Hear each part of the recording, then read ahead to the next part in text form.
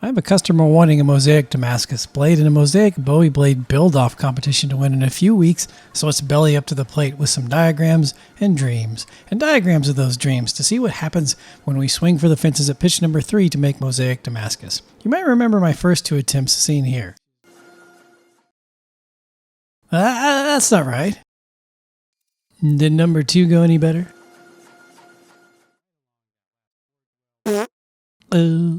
Yeah, we got some work to do. First, let's stack some dark etching 1084 and bright etching 15 and 20 bars, and make some low layer Damascus stock to turn on its side and forge in with the rest of our flat bars in our mosaic billet, just to spice things up.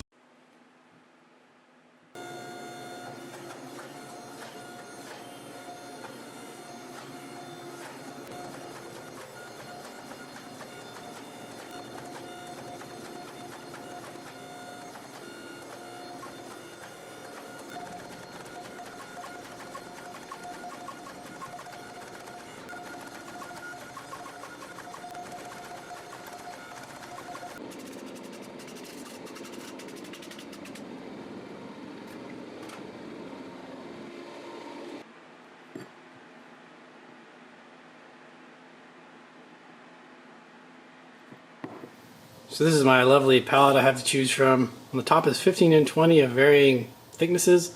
Our Damascus piece there that's going to go somewhere. And then 80 CRB2 because I've heard it etches extra dark, and then regular just sort of high carbon steel down here. The plan, such as it exists, because there isn't a real solid plan, is to start with sort of thicker layers on the bottom, alternating, and then put our Damascus piece in here somewhere. And then start doing the thinner stuff, so that this will be the star portion. This down here will constitute sort of the center of the star if I do everything correctly, and then the pattern will be a little finer along the edges, something like that. All right, start stacking.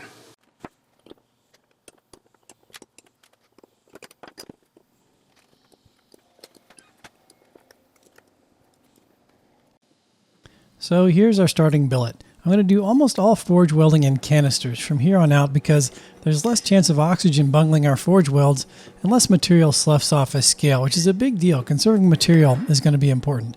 We lose a lot of it to grinding out welds, cutting off the ends of our billets, which are often deformed, and to forge scale if we're not careful. Getting the canisters off shouldn't be too hard. In most cases, I painted the inside with titanium dioxide, and I wrap each billet in 2 layers of stainless steel foil, so it shouldn't stick to the canisters.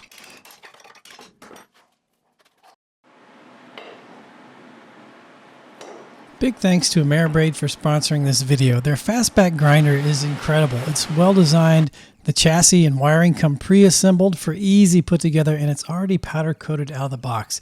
If you bought a grinder without those things, you know how important they are.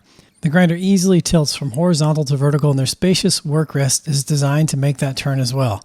There are many options available, like these indispensable small wheel grinding attachments and lots of other stuff. I'm saving up for their surface grinder attachment right now.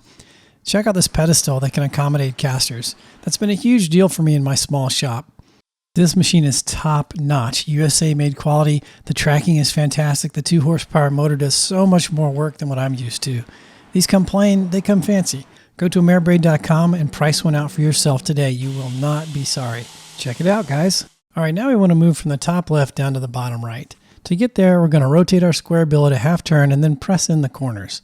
Then we're going to continue to rotate the billet a full 90 degrees from its starting orientation so that our stripes are now running up and down instead of side to side.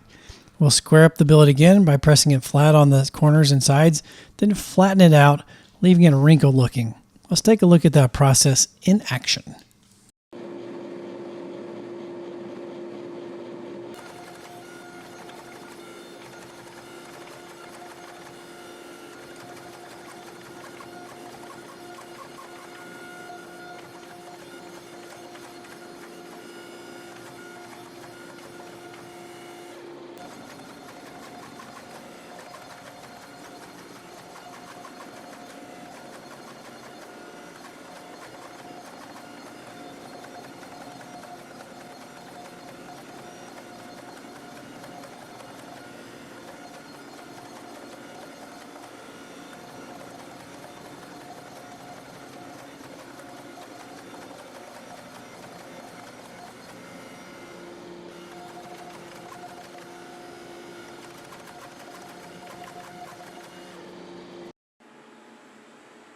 So far, so good. We're going to clean this up, then section it into 4 pieces that we're going to stack up and forge weld together again.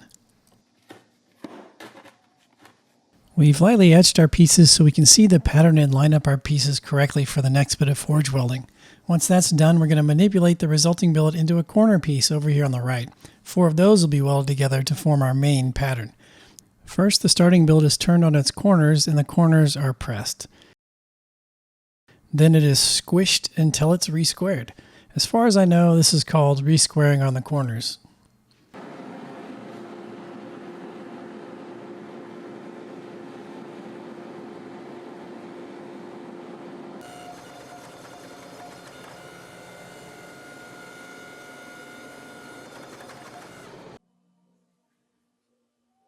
All right, the forge welding is complete, so we're going to take the canister off and we'll be able to better visualize our billet while we work it through the rest of the steps.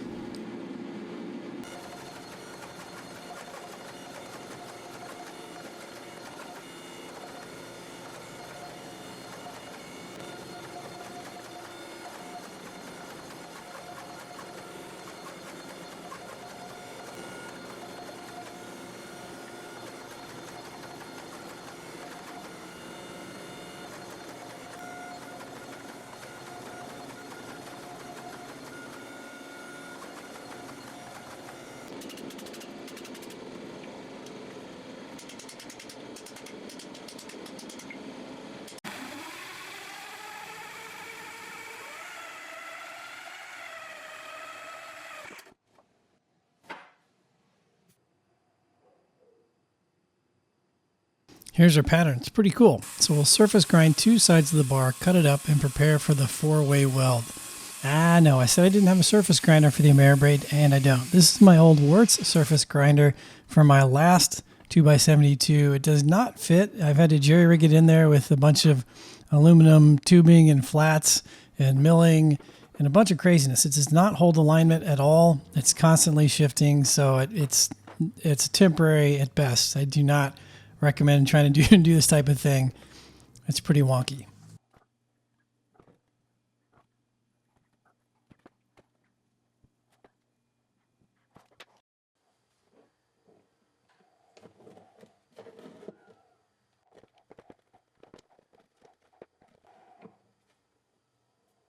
Looking good. Here's more of that canister construction. Our 4 pieces of bar have been tack welded to each other, wrapped in steel foil, and a canister lined with titanium dioxide is going to go around it. I'll cram a bit of paper in there as well to eat up any oxygen that's inside.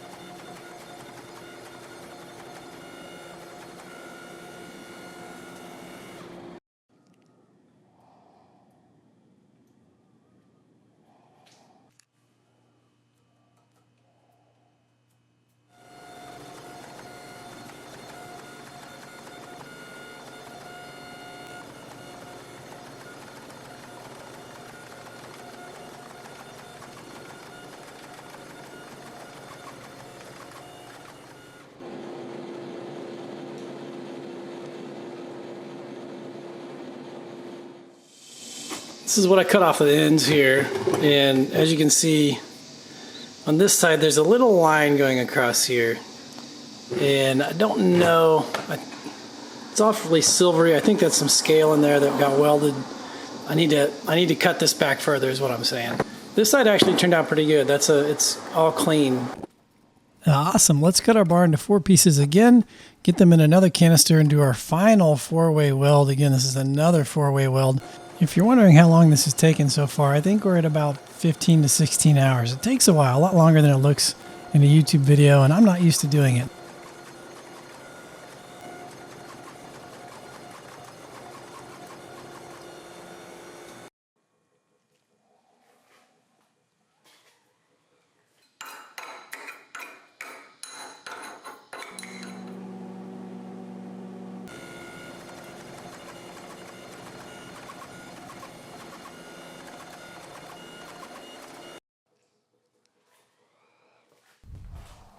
A quick test etch shows it's looking good.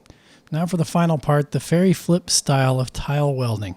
This is where we repeat the pattern seen in that cross section the length of a blade by cleverly rearranging our piece of steel. Now for a ferry flip, I'm going to cut the billet at 35-degree angles into slices like this, each about 0.6 inches thick. I wish I could go thicker than that, but there's just not enough material. Let's take a look at a diagram. So we're going to slice our rectangular billet like so. Then we're going to lay out the pieces next to each other with their angled edges sliding under one another. And now our pattern is exposed along the lengthwise surface of the billet as the angled seams where our pieces meet are forge welded together.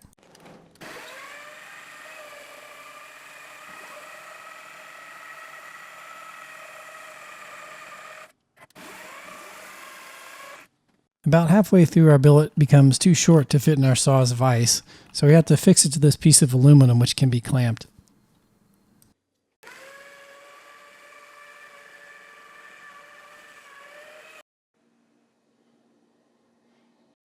Now the tiles are arranged next to each other so that the pattern matches from tile to tile as best as possible. Usually this means laying the tiles out that were right next to each other in the billet, sort of opening them up like they were a book.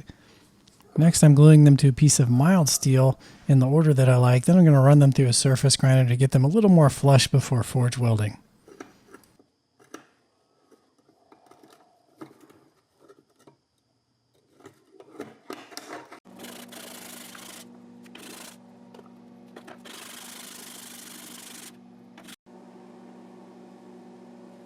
Our billet's about 0.55 inches thick right now, so instead of tack welding all the way around the seams to close them up to oxygen and then forge welding as is, I'm going to put them in a canister so that I don't have to clean up welds and waste billet material.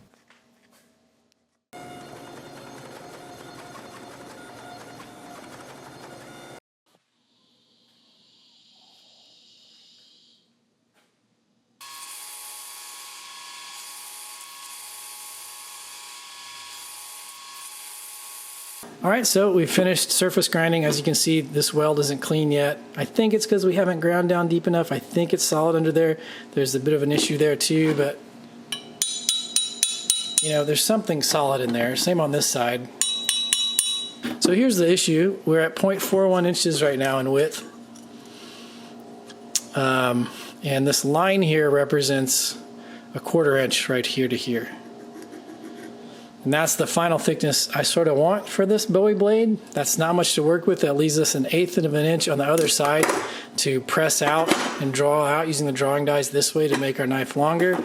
Assuming we can't use either of these, that they're not going to be any good, that the ends are not going to be good, that's going to be a lot of tough going to get our blade to 6 inches. Or 8 inches really would be preferable for a bowie, I think.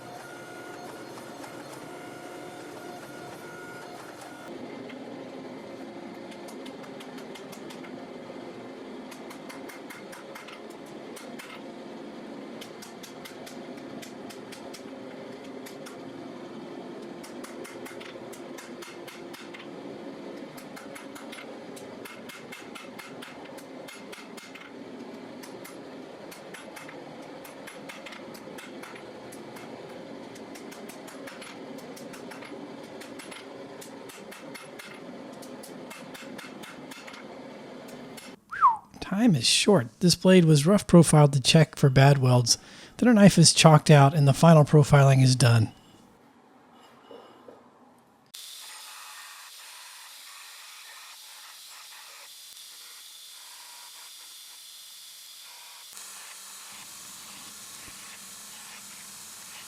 Shoulders are filed in with this carbide jig.